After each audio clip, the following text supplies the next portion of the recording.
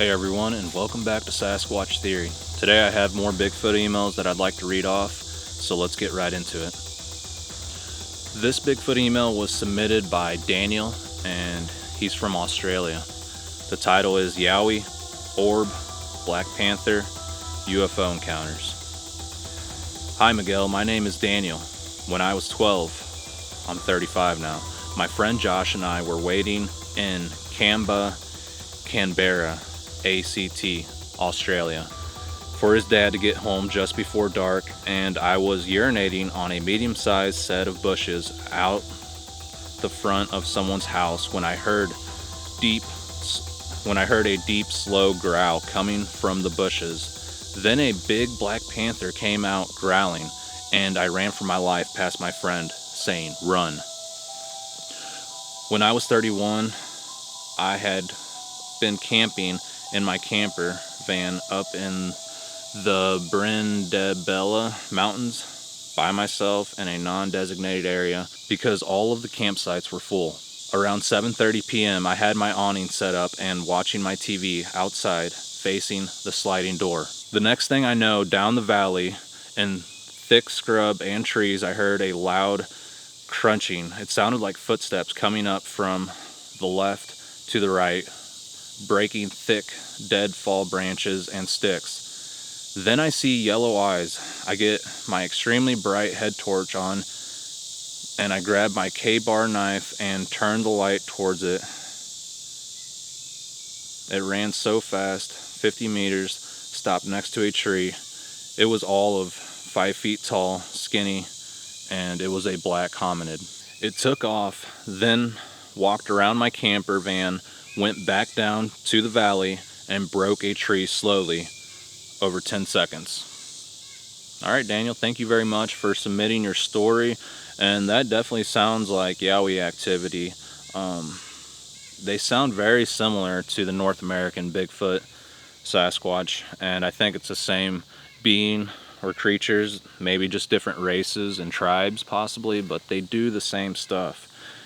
And it could be that you were urinating. Maybe they didn't like that. They picked up on the scent, and maybe it was that time of the year for them. Maybe it was breeding season, is what I mean. But yeah, the deep growl that you heard, I'd like to hear more about that and maybe hear about what it sounded like. Was it high pitched? Was it real low? Did it sound like a dog or like a bear? I'm not saying it was a dog or a bear, but was it that same type of vocalization? Yeah, that is strange. I think I've heard of people in Australia seeing black panthers, and I'm not going to say it's a common thing, but every blue moon and a rare instance, somebody might see one. So that's pretty cool. I've heard that here in Missouri. A lot of people claim that there's black cats out there in the woods, and I wouldn't doubt it. And that's one of the things that game wardens like to write off. And they tell people that there's no bears, mountain lions, or black panthers out there. I don't know if they do as much anymore, but they definitely did before. And then I think once people started getting trail cameras, they kind of knocked that off. But yeah, you never know what's going to be out in the woods, and anything can come out of the deep and surprise you, no matter where you're at, as long as there's woods around. But yeah, thank you so much for sharing your encounter. It means a lot, and let's move on to the next Bigfoot email. All right, the next email. Hi Miguel, my name is Scott, and I live in a suburban city in northern Kentucky about 5 minutes from downtown Cincinnati. I'm surrounded by subdivisions. There are small patches of wooded areas all throughout the city. The Ohio River is about 5 miles of woods over the hill from me. You can see the river if you go down to the bottom of the next street over. It was late September, early October 2021 when I started noticing strange things. I wake up around 4 a.m. during the weekdays for work. The first thing I do is smoke a cigarette out on my front porch and read the newspaper on my phone.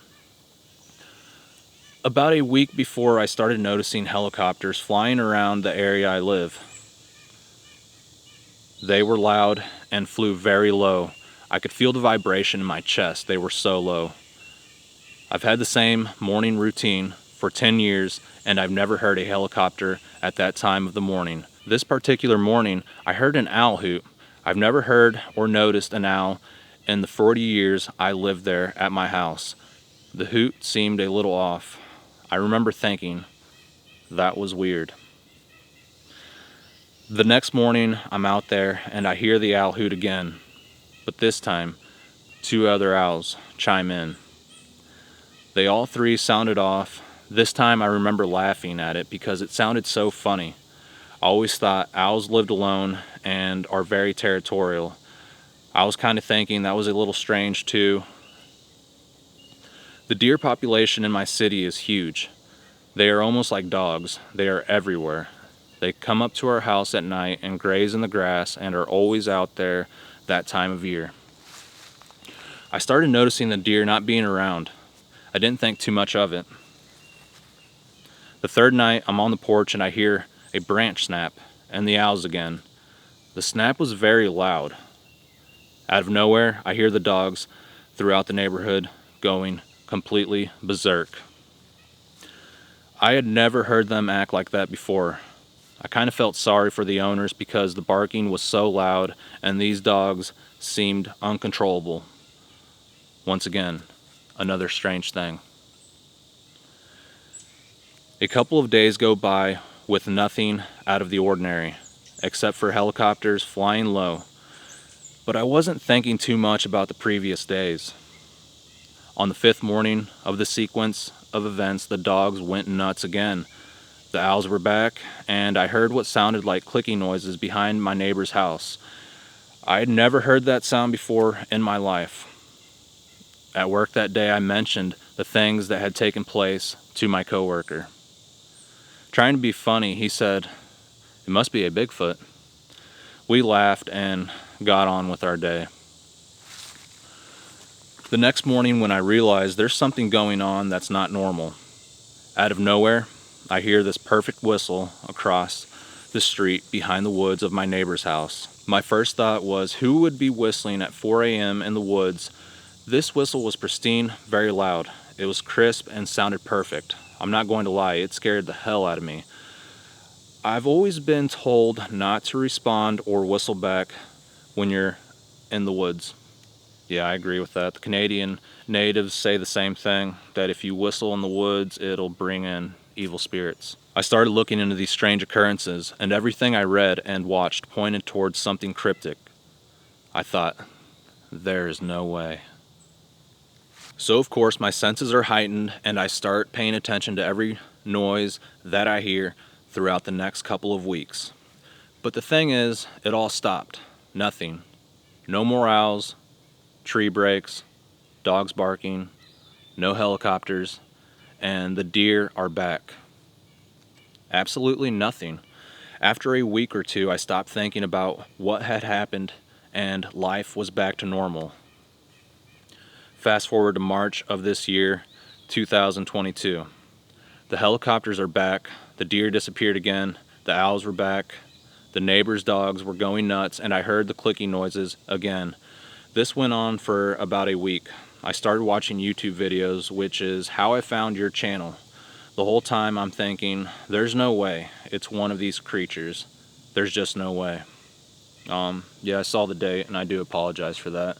Like I said, I had a big folder, and after the emails compiled, I started losing track of who sent what first. So I've learned how to categorize things and title them and date them, sorry. But I apologize for getting to this email so late, and it's such a good email, I can't believe I missed it. I'm sorry, guys. On the morning of March 23, I'm outside in the morning when I hear the clicking and pop noises, but it sounded really close this time. I looked up and across the street and I see a 8 to 9 feet bipedal creature in my neighbor's front yard staring at me. I froze and couldn't move a muscle. I could only see the silhouette with the lighting that was there. It was huge. After about 5 seconds, I snapped out of it and stood up just to make sure I wasn't seeing things. I definitely wasn't. The creature looked like it turned its head and walked down the side of the house through a mulch bed and disappeared. The whole thing lasted about 10 seconds. I was floored. I couldn't believe it. I was second guessing myself, but I knew what I saw.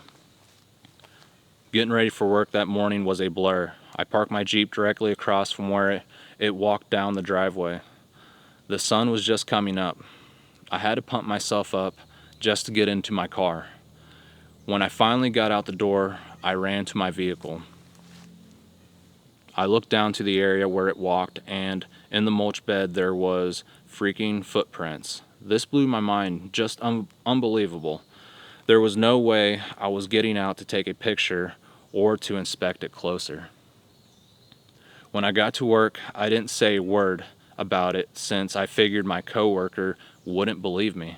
I've told a couple family members and they just laugh it off. I guess that comes with the territory.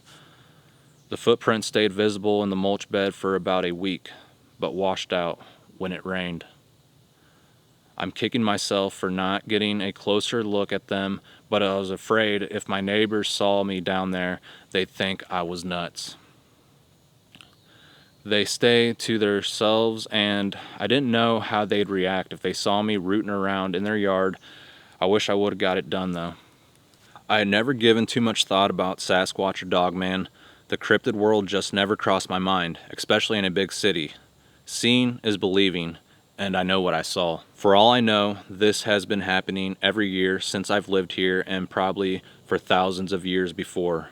But the thing is, they are so stealthy that people just never pay attention to the small details going on around them. The scary part is they are so close to every single one of us, not just the Pacific Northwest or forest with a ton of acreage. They are literally right in our backyards. It doesn't matter where you live. Yeah, I agree with that. A lot of people tend to think that you have to go to the deepest, biggest forest to run into a cryptid, but the truth is, if there's woods, they can be around. So always remember that, people. These creatures may migrate and pass through my area. The river is close and there are train tracks down there also. It's a nice pipeline to get from one point to another. I still hear strange things on occasion, but not the amount of activity I was getting at the end of the fall and the beginning of spring. I'm definitely aware now, and my eyes and ears are always open. Thank you, Miguel, for doing what you do and bringing awareness to the subject. People need to be aware that these things are out there and to start paying attention to their surroundings. They are everywhere. I've been thinking about setting up a recording device in my yard to see if I can catch something on it. I will keep you posted and my endeavors and hopefully be able to get some proof for my naysayers. Take care and God bless. Scott W. Scott, thank you so much, and I can't believe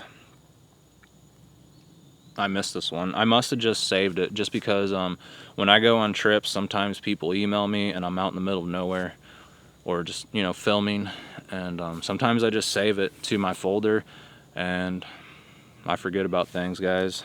My memory's not the best, but I do wish I would have contacted you when you first emailed me, and yeah, I'm gonna look back and see if I even emailed you. Did we talk? Did I miss this one? I don't know. I feel like I let... Holy crap. There's something over there.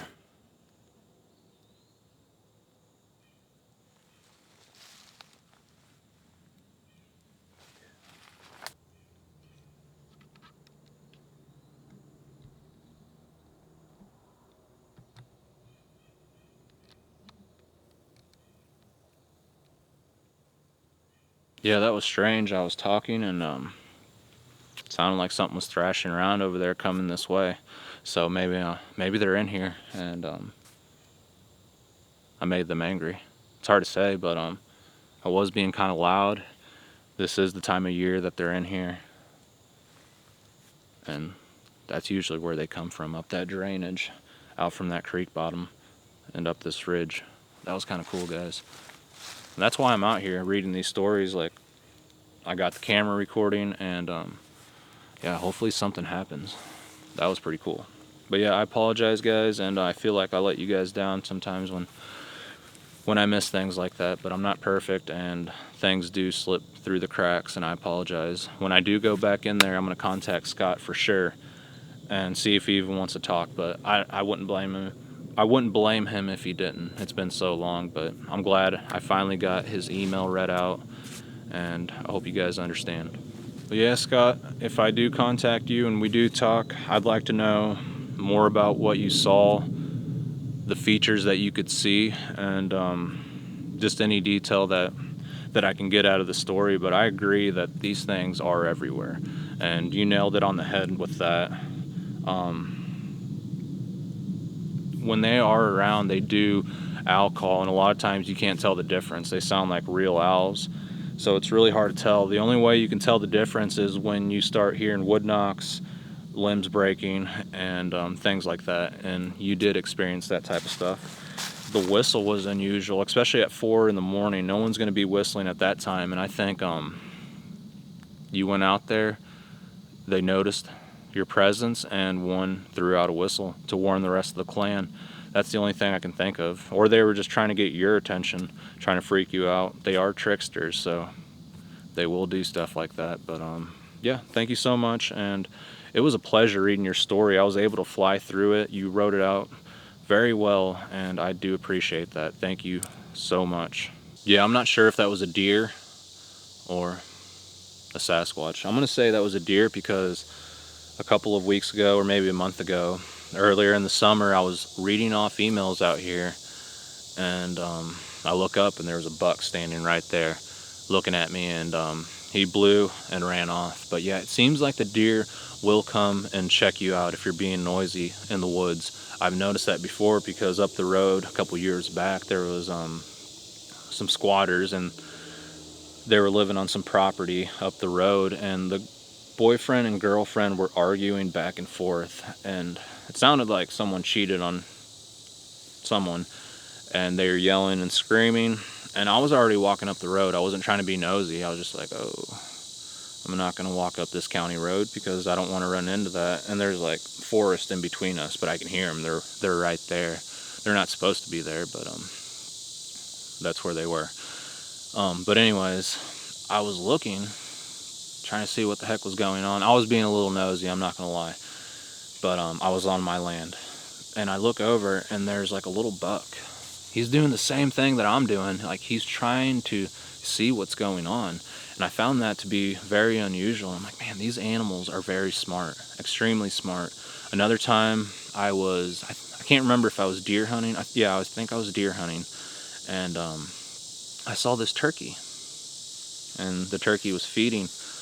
Well, a couple seconds after that, a group of people come out of the woods, and they're just being loud. They ruined the whole hunt, unfortunately, but it seemed like where they would move, this turkey would like feed and like keep a distance from him.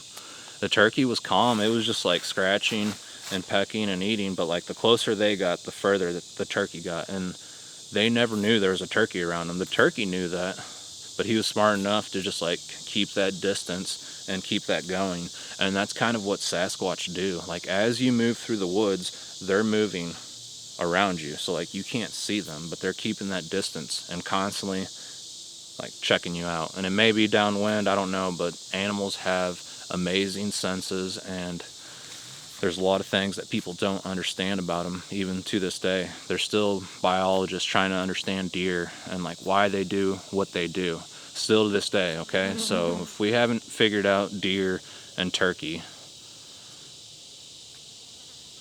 we're definitely not going to figure out Sasquatch right away. Okay, so there's a lot of people saying, why don't we know this, why don't we know that, why don't we have a picture? And there are answers to all of your questions, but it's a journey, and everybody has to go down the rabbit hole to allow their mind to open up and understand kind of what's going on, because a lot of it you have to theorize. And I know a lot of hunters, sorry to keep bringing up hunting, I know a lot of people don't care about hunting, but it goes hand in hand. But shoot, I forgot what I was going to say.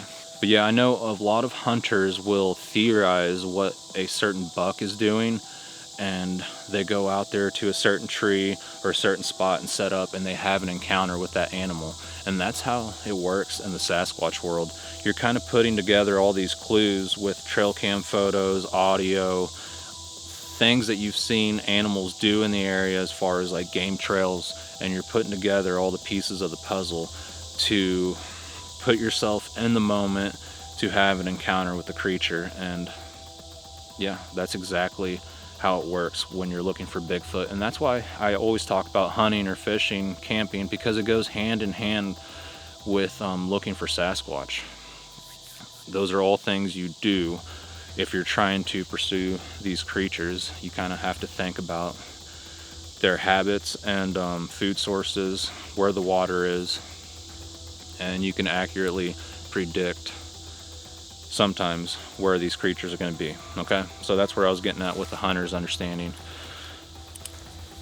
about just theorizing and mentally picturing the future and that actually coming to be. Okay, I know a lot of hunters have had those weird instances where they dream about this buck and they go out there and that same scenario happens, or you sit in the stand for 5 minutes and boom, there it is, just like you predicted. You know, that's unusual, but that's the way the universe works at times. I know a lot of people pray before they go hunting, and it works, guys. Prayer definitely works. But yeah, let's move on to the next Bigfoot email. Alright, moving on to the next Bigfoot email, and this story was submitted by Brian. It's called The Skunk Ape. I just came across your channel. I love it, by the way. Here's my story.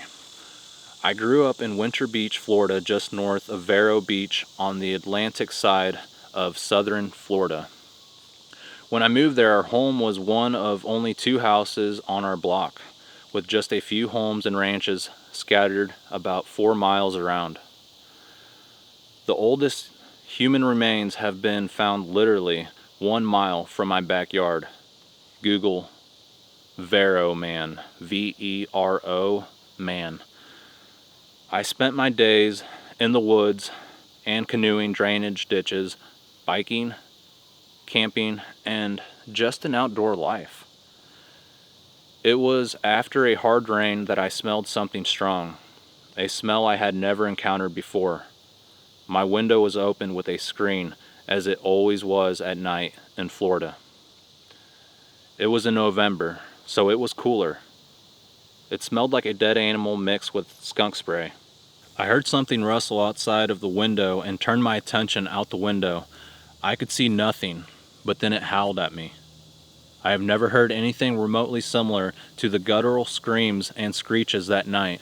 I was so frightened that all I could do was drop to my knees, cover my ears, and scream for a long time. I was 9 years old. After I had formed a large puddle of tears, I slowly uncovered my ears and nothing but silence. I ran to wake my parents, but they were already awake and just laying in bed, frozen in fear. I have listened to every animal I know on this planet, and nothing, I mean nothing, comes close to that sound. The vocalization that I heard is very similar to a howler monkey, but not the cadence or pitch. I told my story to local neighbors that had been in the area for many years, and they all agreed that it was a skunk ape. All the old-time ranchers and citrus farmers knew about it. It was part of the culture because it was real. I never saw it, but I smelled it, and I will never forget that roaring, howling sound. I have heard at least 5 compelling stories from the locals over my years of living in the area. All the people telling the story with nothing to gain. All of the open land that was once in the place I grew up is now developed. All of Florida is developed. Only a few pockets left. There is a skunk ape research center near the Everglades, and people think the skunk apes now live in the mangrove swamps in a place called the 10,000 Islands around the Everglades. I hope you like my story. I stand by it. Sincerely, Brian. Thank you so much, Brian, for submitting your story. And yeah, a lot of Florida is certainly developed. There's a lot of people out there nowadays, and it's certainly crowded. But there are pockets, like you said, of forest where these creatures are. And I don't think people live in the swamps. A lot of Florida inland is swamp area, and there's gators, snakes, and just it's really swampy. You can't live in there. So there's still a ton of land left, and I think that's a common misconception even with people that live in Florida, is that there's not enough land out there. And there certainly is. There's enough forest out there. There's a lot of reserves, wildlife refuge areas, conservation areas, and there is public land out there. But with that being said, these things can still get into the city. Like if there's woods or creeks or drainages that lead to the back of people's properties, that's that borderline between man and beast, and people will have encounters more or less in those areas rather than in the deep woods, because if you go looking for them, you're not going to find too much. And these creatures are slaves to their stomachs, and you just got to wait for one to come out. But it's really rare, and it might happen once in a person's life, if it ever happens. And I would say it probably happens to 1 in every 50 people, maybe, that live in a Sasquatch area. So it's pretty rare, even for the people that live around these creatures, to have an experience. And when encounters do happen, they'll happen in one county, and then years later in another county. And sometimes, you know, certain years are hot and a lot of activity happens all over the place, but for the most part it's pretty spread out, and it's really rare. So it's not something you guys should be extremely concerned about. But yeah, it is alarming that we aren't being told, but you shouldn't be worried about going out in the woods and having a picnic. Definitely keep an eye on your family members, but yeah, you shouldn't be scared of the woods, guys. I wonder why the creature did that howl sound and why it roared at you. I wonder what its intentions were. Maybe it ran into a dog out there. You know, maybe the neighborhood animals were chasing it around or barking at it. Or maybe it was sick. I feel like a lot of times when these creatures come out like that, there's something wrong with them, and possibly they're sick or they're just hungry. But yeah, that's definitely frightening, and I think it's neat that your parents heard it too, because if they didn't hear it, you would be on your own. But yeah, it's always good to have other people to experience the activity. That way you can talk about it with them, and you guys can break it down a little bit better. If you're on your own, people aren't going to believe you. So that's good that it was your family that experienced it with you, and hopefully they were positive growing up and open-minded about it. And it sounds like a lot of people are pretty open-minded about the skunk ape in Florida, very similar to Washington State with the Bigfoot around there. And it's common knowledge for the natives in certain areas of North America. Most people, they're afraid to talk about it. They're embarrassed and ashamed. But in some areas where the stories have been told, it's no big deal. You know, it's just another day, another walk in the park. They're out there. And that is why it's so important to share your story openly, because over a course of time, eventually it's not going to be a big deal. We're going to learn a ton about it, and eventually someone will spill the beans about it. Someone who really knows what's going on and has worked around these creatures and has deeply studied them. Someone's going to have to open up about it, because we have plenty of whistleblowers about the UFO stuff. How many times is it going to take someone to tell their alien encounter and for everyone to be like, I still don't believe? Now it's government officials, the thing that everybody's been waiting for, and people are like, I don't know. Maybe Project Bluebeam. I still don't know. I don't know if I believe. Like, how are people still doubting when there's so many testimonies? And now it's government officials. So I think people aren't necessarily doubting, but they just don't know what it is. And a lot of people have to go on with their ordinary lives, so they can't let it affect them too bad. But yeah, I feel like someone needs to open up and talk about the Bigfoot subject. There's just too many people talking about aliens, UFOs, and we're not really getting anywhere yet. It seems like we're being controlled now and manipulated more than ever, even with the information that we have. So it's hard to say, but yeah, it'd be cool if there was some scientist out there that knows about cryptids. Maybe you've been in a facility where there's just like a bunch of glass chambers and there's like different cryptids in each cell, and they're studying them or maybe keeping them alive. I don't know, maybe I've been watching too many cartoons, but I get that feeling that in some deep underground base they have these creatures and they're studying them, and possibly there's areas where these creatures walk around freely and they can go into these facilities and out into the open world to explore.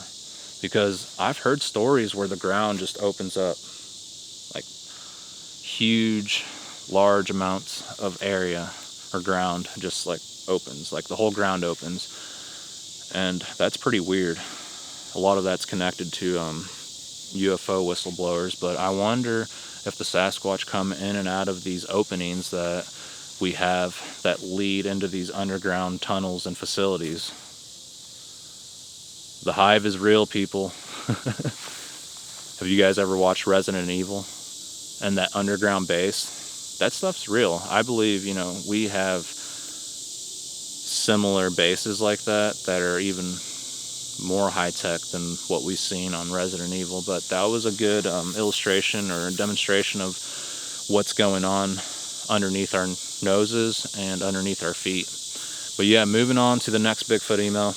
Alright, this next Bigfoot email was submitted by Dwayne, and I'm pretty sure I interviewed Dwayne before and did that part 1 and 2 of the Chestnut Ridge area. I think that's him.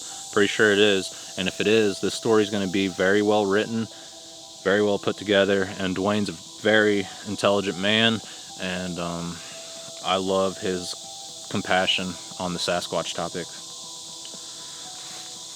Alright, report, date, Friday, August 2015. Location, Quebec Run, Wilds, Summey Road Loop, Fayette County, Pennsylvania. Pretty sure that's Pennsylvania, PA. Investigators Eric A. and Dwayne Pintoff. Yep, that's Dwayne. And here's a sign to that area. That's pretty cool. They have the same brown signs all around North America. That's how the Mark Twain National Forest sign is out here. Okay, let's get into it, guys. This occurrence took place in Quebec Run Wild area, located 15 miles southeast of Uniontown, PA. In the Forbes State Forest along the Chestnut Ridge Mountains in Fayette County, Eric and I met up at this location to follow up on a recent alleged Bigfoot report. We arrived in the late evening while still daylight to scoop out the location. Our intentions were to do a night investigation with the hopes of encouraging a creature to make its presence known to us. Sorry guys, the bugs are going off like crazy. Hey, will you shut up? I'm trying to do this, okay? Okay. Before dark, we were visited by 2 Department of Natural Resource Conservation officers out on evening patrol. We ended up having a 45-minute conversation regarding the possibility of a cryptid creature inhabiting this region of southwestern PA. Both officers were surprisingly open to the idea, but admitted that they had never seen a creature or received any reports of strange creatures in their assigned locations. Do you believe that, Dwayne? I don't think you do. After the DNRC officers left, just prior to dark, a family of 4 showed up and told us they were going to be camping about a mile from our location along the Big Sandy Creek and Mill Run Trail. After the family was out of sight, the woods became extremely quiet, except for crickets, frogs, and the occasional howl of coyotes in the distance, or a hoot from an owl. Eric and I were sitting and listening, hoping to hear something walking, or maybe even make a tree knock or howl. Nothing unusual happened within the first hour that could be contributed to Bigfoot, but the night was young and would soon become interesting. Darkness set in early in the woods. This was a moonless night and void of residual light. This was a moonless night and void of residual light. In fact, as darkness continued, we realized that we could not even see each other sitting within a few feet of each other without the support of a flashlight. Around 9 a.m., getting bored, I decided to do a wood knock to see if just maybe we might get a response. Never know. When I walked over to one of the large trees on the other side of the access road, off in the far distance, I could see a bright orange-red glow, fist-sized. Oh my God, that's what I seen the other day, Dwayne, when I went to the killing fields. I saw that. I thought it was a firefly, and then I got really worried that the Sasquatch were cutting us off from the camper. Like, I was standing there, the camera was set up just like it is now, and I look over, I was talking about what had happened earlier in the day and just filming at nighttime. We were listening for Bigfoot too, seeing if anything would happen. But anyways, I look over, and my friend Adam is just staring off into the woods, and I kind of look and I see this orange light. It just kind of like appeared, and it was moving up the ridge. See that ridge kind of behind me? It's about 5 feet off the ground, moving up that ridge. The same size, the same color that you described, but our camp is over there, so this thing is in between us and camp. So like, I'm thinking like, it's go time. Like, we might have to prepare ourselves for a Bigfoot activity, and they're cutting us off from the camper. That's what I was thinking. I wasn't thinking about grabbing my camera. I looked and I saw Adam had his camera and he was filming it. So I was like, okay, cool. He'll get it. I just said, whoa, was that an orange orb? That's what I was banking on, but I just didn't feel like my camera would pick it up. The night vision, it was too far off in the distance, but I should have grabbed the camera. I don't know why I did, but yeah, Dwayne, I saw the same thing. And before that happened, in 2019, when I got whistled at right up the road here, I went back right before it got dark to see what the heck those 3 whistles were. Distinct human-like whistles. I was for sure there was a trespasser watching me, and I was determined to figure out who the heck was out in the woods. But when I went back up the road here, there was 2 orange orbs floating through the woods. It freaks me out talking about it, but I didn't go near them, I just watched them. And then as I walked back, I had Bigfoot activity. I always forget to tell this part, but I got to right about here. They were right here where I'm at, and I was on the road walking back home, and I heard a loud thump, like boom, right next to me, about 20-30 yards in the woods. And then I hear whoop, whoop, whoop, like coming right at me, and it sounded low to the ground, so there was definitely more than one individual, and I didn't know what it was, but before that thump happened and I heard the 3 whoops and like something coming at me, like the hairs on the back of my neck stood straight up, and it was an electrifying feeling. I don't know how to explain it, but I knew something was wrong, and I remember saying, this is effed up. Like, I got an effed up feeling, and that's what I said. I don't want to sound like a macho or anything, but those were my words as I was walking. Hair stand up, I say that's effed up, and then I hear boom right next to me in the woods, and I'm walking down this gravel road going back to my house, and then I hear whoop, whoop, whoop, like something's coming at me. But yeah, that was disturbing. But yeah, sorry to cut off your story. I just had to mention that, and yeah, let's continue with what you've seen. And yeah, what I just showed you guys, he said this is a rendering of the object. Thinking no big deal, I didn't pay much attention at first, figuring it was probably a beacon light on a barn or silo in the distance. Yeah, your mind will tell you that. Since the family of 4 told us that they were going to be camping along the Big Sandy Creek and had pointed in a different direction, I figured that it wasn't them. After the wood knock, I went back and sat down to listen and wait. After several minutes went by, I got up and shuffled around. When I walked up to the tree and looked in the direction of what I first thought was a beacon light, I noticed that the light was now more round in shape, and it seemed to be a little larger in size, appearing to have moved closer to our location. And that's what it looks like now.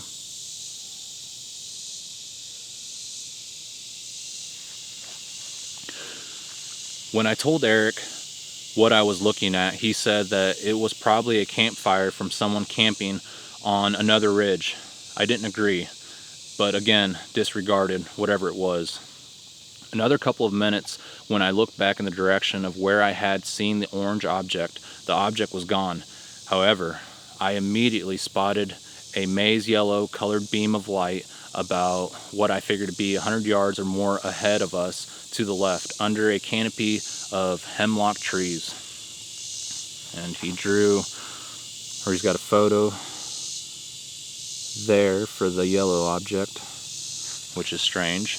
When I mentioned what I was seeing to Eric, he attributed the light to possibly being someone with a flashlight walking in the woods, maybe looking for firewood or out night hiking. Possible, but the light was more of a glow and not a flashlight beam.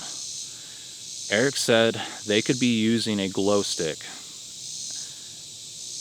Eric seemed disinterested in the light and said he was going to take a stroll on the other side of the access road loop. I stayed at the cars, continuing to watch the glowing object. As I watched, I could tell the light was rectangular in shape and was moving in erratic patterns. As I was watching, the rectangular object changed from a maize yellow to a bluish white color. After several minutes, the rectangular shaped light moved out from the canopy of the trees and back further into a less densely tree-lined area, moving along the ground and then suddenly moving up into the tree branches 15 or 20 feet. This was all happening in what I'm guessing was a 10 or 15 minute span of time. As I'm watching the object, I heard Eric walking on the gravel as he came back to where I was standing in the middle of the access road. I whispered back to him that the object was still there and doing some weird things since he had left. Eric and I stood side by side watching as the object continued moving in the tree line. Within minutes, it appeared to be moving in our direction. From where we were now standing and watching it, we could see that it had changed back to yellow. From where we were now standing and watching it, we could see that it had changed back to a yellowish color and gone from being the shape of a rectangular object to the best I can describe as being what looked like a 2-foot long, guessing, elongated object. Think of the Star of David with a pointed top, pointed sides, and a longer pointed bottom. That is interesting. Here's a photo of that. That's pretty cool.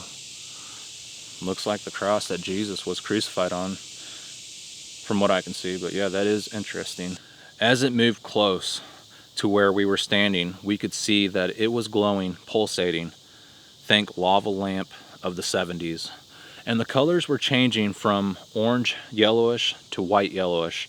The bottom of the object moved in a snake-like motion. No sound was heard, and it seemed to move effortlessly, sort of like a balloon, but it definitely wasn't a balloon.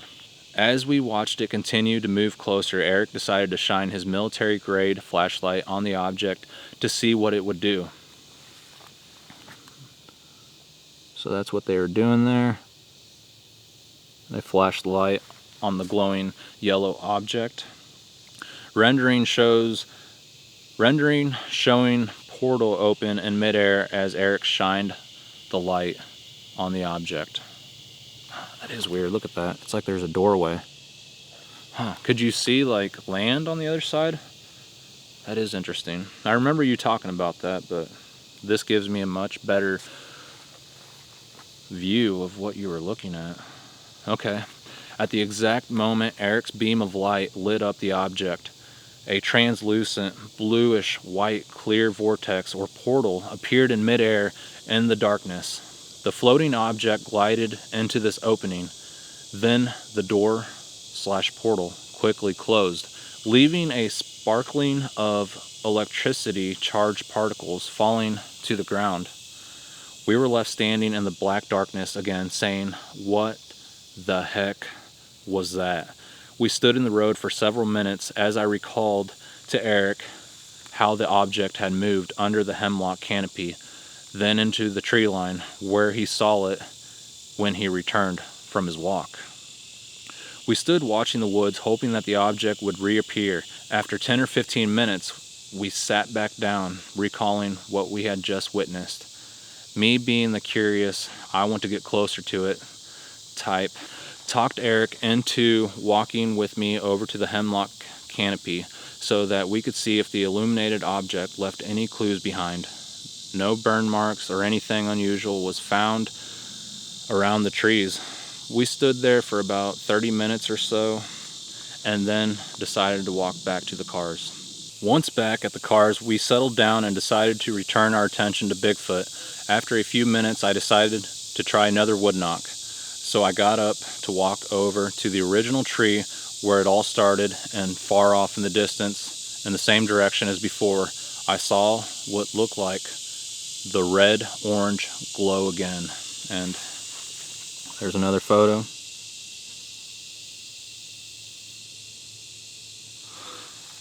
This time I watched it without looking away, and as I watched, this object seemed to be moving.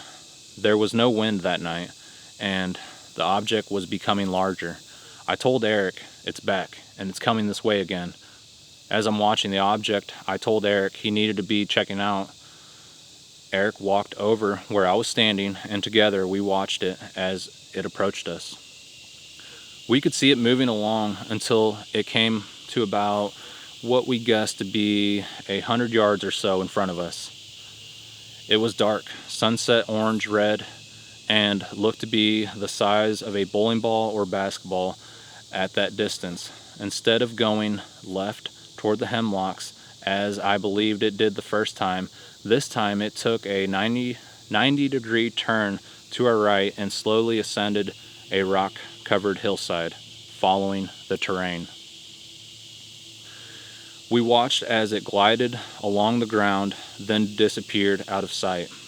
At this moment, Eric said that he didn't feel comfortable being in the woods anymore and he was leaving. So I gave in and we called it a night. What it was we were watching, I have no logical answers. But it was interesting and amazing. I don't believe that it was of this world. Yeah, that is interesting. And whenever I seen that orange orb at the killing fields, I did a whoop and a wood knock right before we seen it. And before we saw the orange orb, we were hearing strange sounds down in the killing fields, and an owl showed up like 10 or 20 feet right next to us in the tree and was hooting. But I don't know, it seemed pretty unusual, the whole situation. Maybe it wasn't an owl, because it seemed to get right up on us when we were there, right after we did a wood knock and a loud whoop.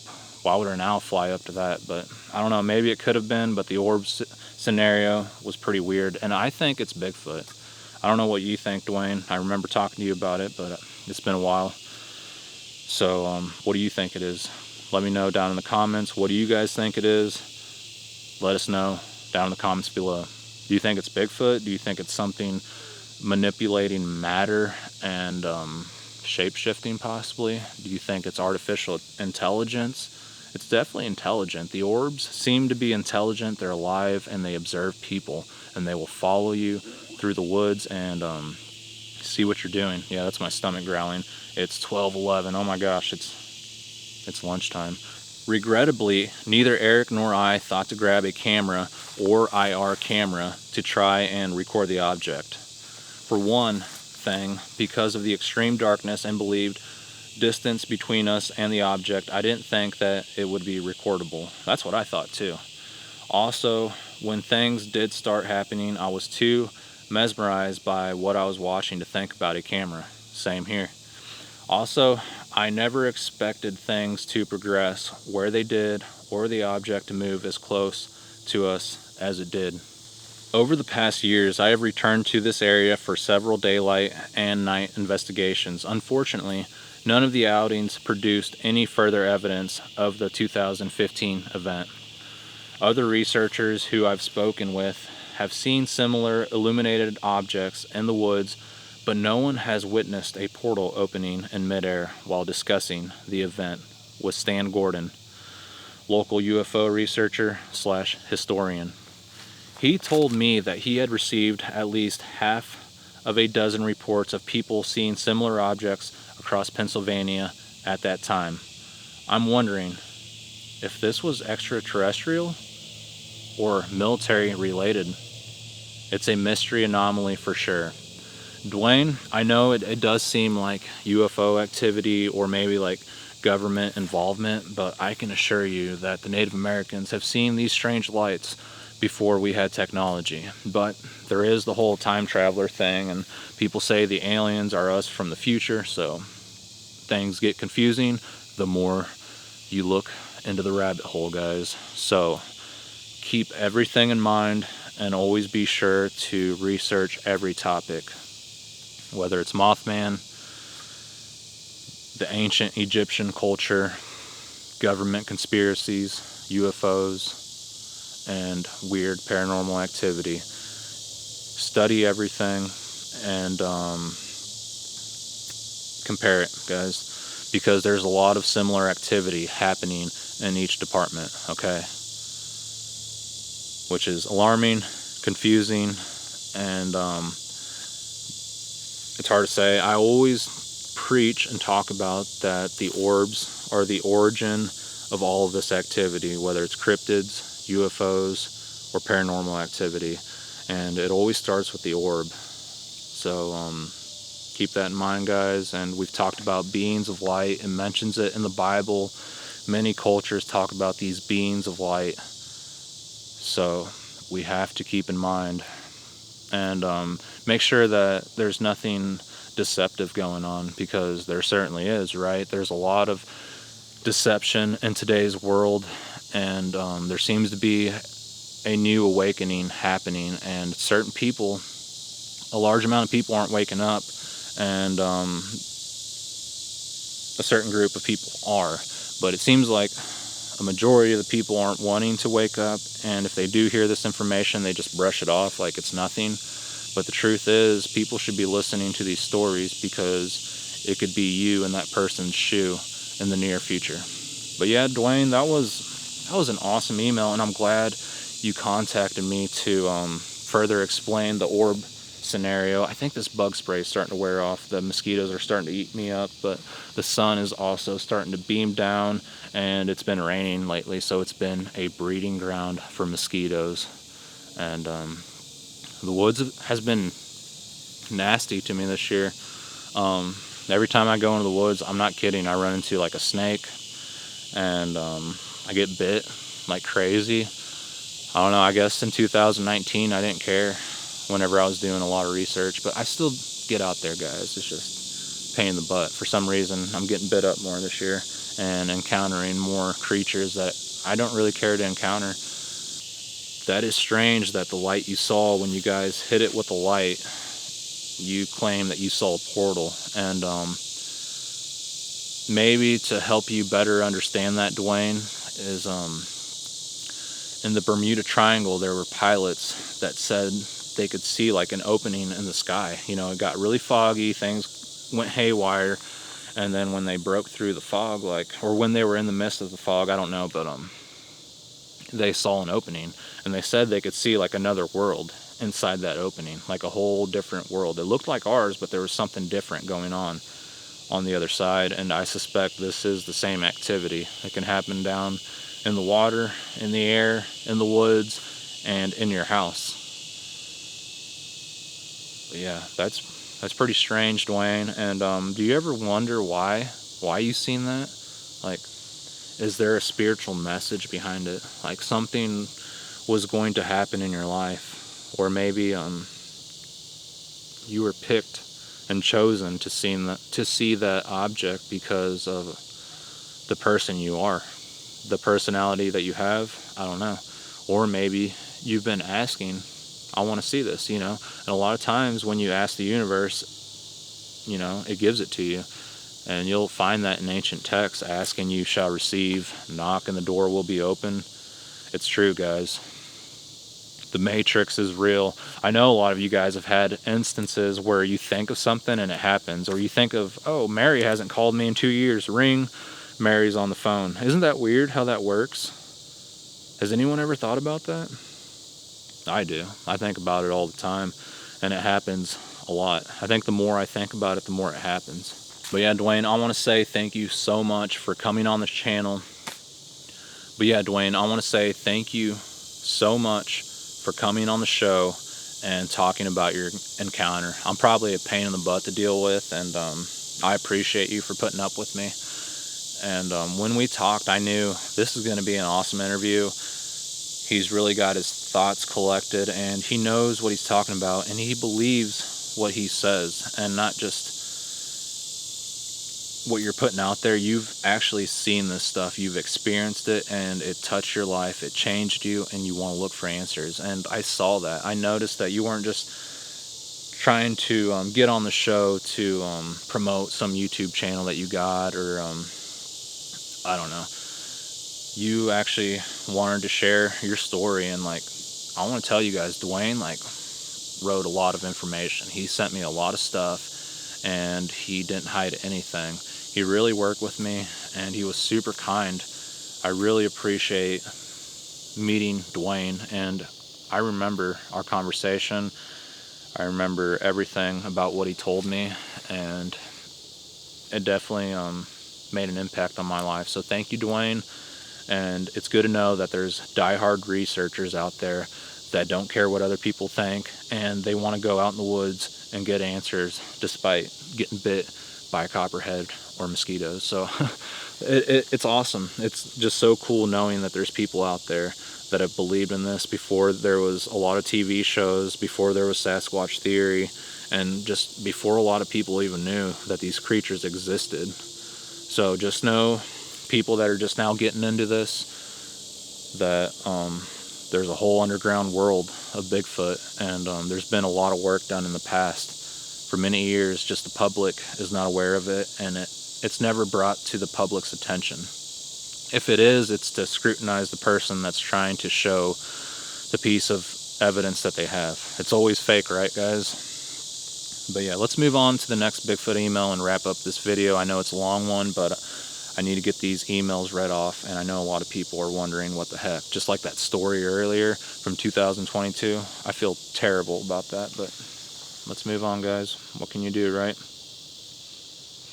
All right, this next email is called Bear Hunting in Maine, and it's a Bigfoot story by Dave. Miguel, I'm a 65-year-old man and an avid bow hunter. Back in 1991, a friend and I drove up to north central Maine to a town called Brownville. We were hunting with Beach Ridge Outfitters. We arrived in camp on a Sunday afternoon. So after dinner and a brief orientation, we drew for the stands that we would hunt the next day. The following day, 4 of us piled in the truck and were being taken to our stands. Jim, the outfitter, turned to me and said, "I'm dropping you off first because your stand is the furthest out and you'll be picked up last."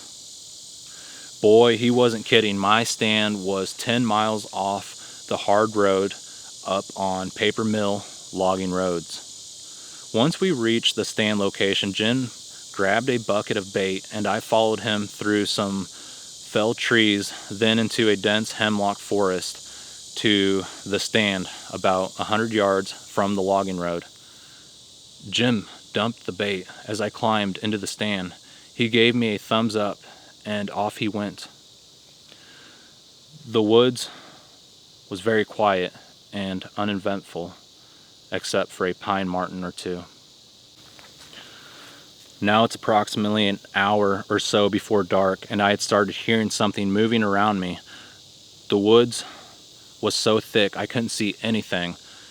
I started getting a little excited, thinking I may have a bear coming in. So I stood up to get ready for a shot. Nothing. So about 30 minutes go by and I hear what sounded like rocks being banged together. It happened twice with 3 knocks each time. Still standing and looking hard, I couldn't see anything. It was about 15 minutes or so before dark when I heard 2 trees getting knocked over about a minute apart. I can hear them cracking, then a thud. After that, it was quiet. I waited till absolute dark, and then climbed down and navigated my way back to the logging road. Here's where it gets weird.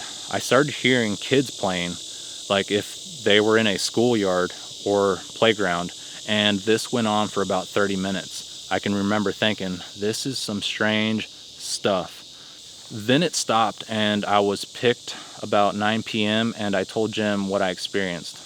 I was picked up or picked on, I'm not sure, it just says picked. I told Jim what I experienced. He said I had a pissed off bear around and I heard coyotes. At that time, Bigfoot never entered my mind. I just expected what I was told until I started watching Finding Bigfoot many years later and said, hey, that happened to me. I'm not sure what I experienced that night, but it's something I won't forget. I did hunt the same stand 2 more days with nothing happening, not even a bear sighting. Thanks for listening. Dave, thank you so much for sharing your encounter, and that was very interesting. Thank you so much for sharing and submitting your encounter into Sasquatch Theory, and I really appreciate everything you did. You wrote out the story very well, and it was very easy to read. Let's get into the rock clacking. So you were out there hunting, and you heard a series of rock clacks. And I'm assuming it was in a pattern, sounded like Morse code probably. Or like, you said it was like 3s, and it happened twice. But the rock clacks, I'm pretty sure I have figured out what the rock clacks mean. The rock clacks mean there's a hunter in the area. And I know this because when I'd be hunting here in this area, they would start rock clacking. Or if I wear camouflage, they'll rock clack. But it seems like they're communicating back and forth with one another or scaring off the game. I often wonder if they're just trying to scare off the animals that are around, so we'll just leave. You know, if we don't see any deer, maybe they'll leave. Maybe that's what they're thinking. But yeah, Maine's a very cool area for Sasquatch activity, and I've heard a lot of stories from the area. There's a lot of weird things happening there, and I was just reading Dwayne's story about the orbs, and he was talking about the hemlocks, and then you started talking about the hemlocks, and I was like, oh boy, we have a missing 411 disaster getting ready to happen. But no, that's what I think a lot of this is. When people are being pursued by the Sasquatch, or they're having that strange paranormal activity like what Dwayne was talking about, like what Dave just talked about in Maryland. And I think people are getting ready to go somewhere else. Where is this other place? I've heard stories of people waking up somewhere and they don't know how they got there. Or people going to other places, like other worlds. So it's hard to say, and I think something is definitely building up. They're up to something. They have intentions, and they have a hierarchy. They have a purpose and a mission on this planet. But yeah, sorry this was a long one, and I hope you guys enjoyed it.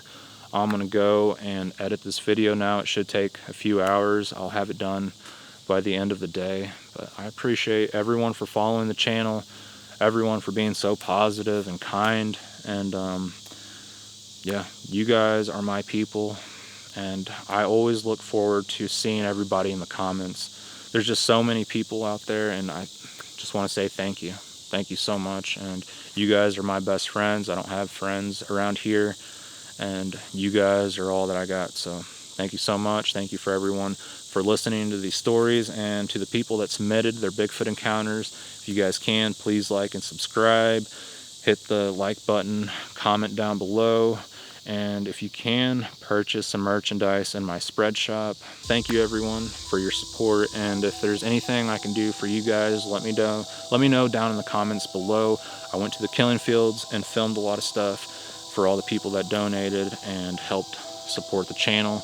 That seems to be everyone's favorite area, so be on the lookout for that on the regular channel very soon. And yeah, thank you guys so much. Take care, be safe.